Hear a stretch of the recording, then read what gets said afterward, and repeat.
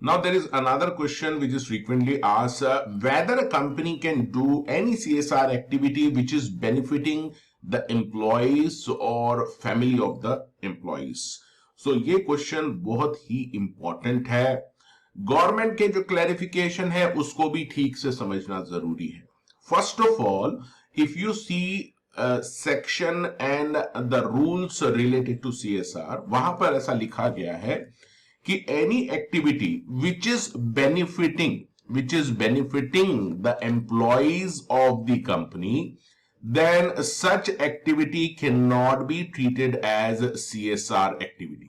Okay, अब यहां पर देखिए एक क्लैरिफिकेशन आया है गवर्नमेंट की तरफ से, और गवर्नमेंट कहती है कि only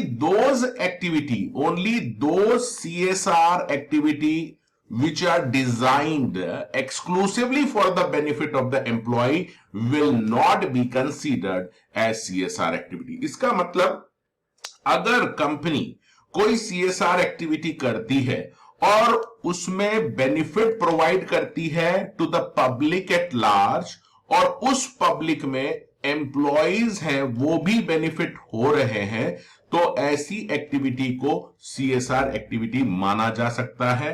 it will be treated as CSR activity.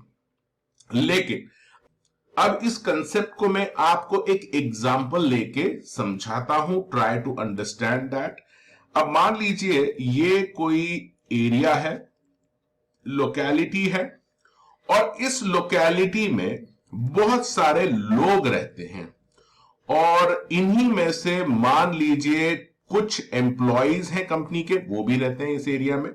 अगर कंपनी यहां पर कुछ टॉयलेट्स बनाती है, कंस्ट्रक्ट करती है for the benefit of people of this locality, whoever is residing at this place area, तो ऐसे में इसका जो बेनिफिट है वो इन लोगों को भी मिल सकता है who are non employees, and ऐसे लोग जो एम्प्लॉइज है उनको भी बेनिफिट मिलेगा।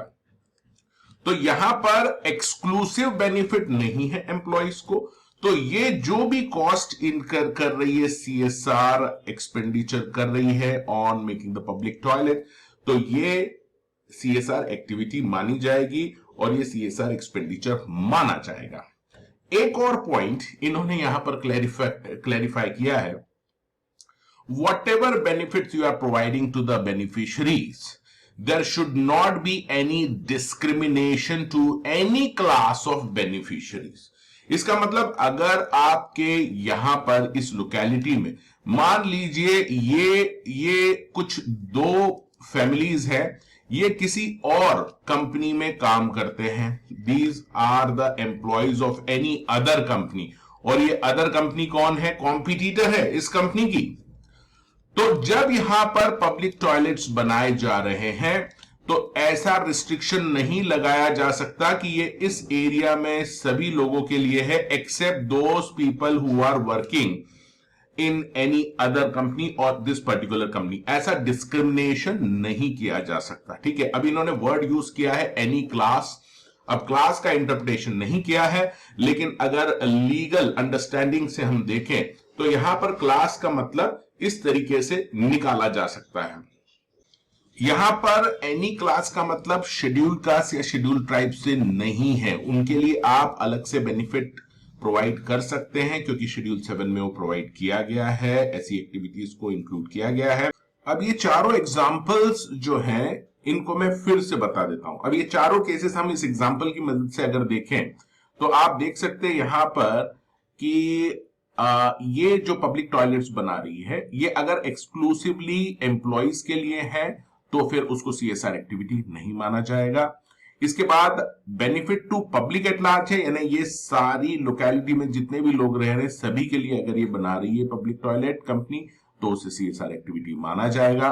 नॉन डिस्क्रिमिनेटरी मैंने बताया, जैसा कि ये पब्लिक टॉयलेट्स हैं और इसमें से ऐसे कुछ क्लास ऑफ पीपल को इन्होंने अलग कर दिया है क्योंकि वो किसी दूसरी कंपनी में काम कर रहे हैं, तो इसको डिस्क्रिमिनेटरी माना जाएगा एक्टिविटी को, और ये CSR एक्टिविटी नहीं मानी जाएगी।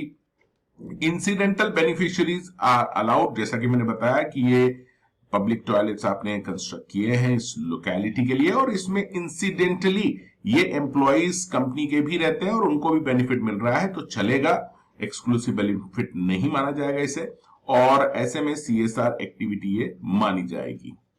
If you still have any doubt in this matter, then you just try to convey it to me. I will try to clarify those as early as possible.